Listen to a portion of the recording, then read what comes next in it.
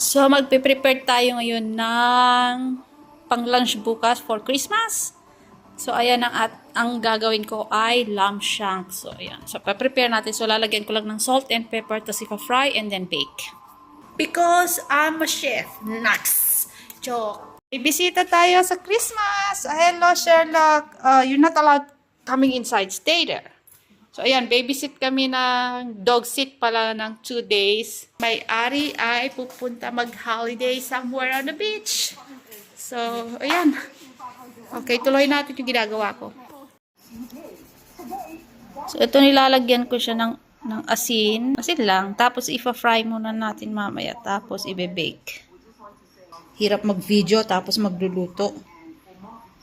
Ano ba nila nagagawa yun? So, ayan. And next, pepper. Siyempre, hindi ko na-videohan kasi kailangan ko ng 2 kamay para sa gagawin ko.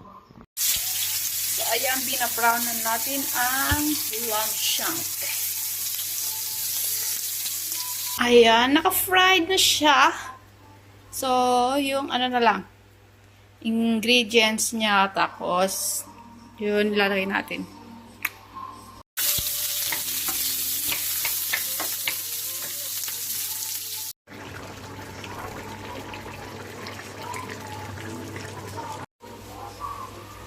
Just put it everywhere. I'll fix it anyway.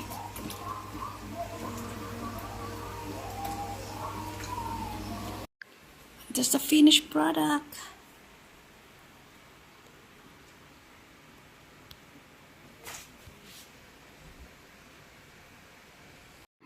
Okay, tapos ko na ang potato salad natin. Tadaan! Pak! Pak! Pak! Pak! Ready na ang table natin.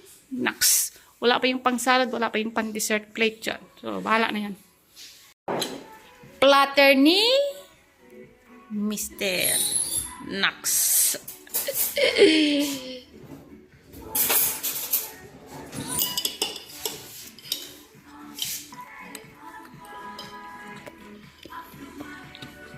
Ayan, tapos na ang ating Christmas lunch. Busog si mother at saka si father-in-law.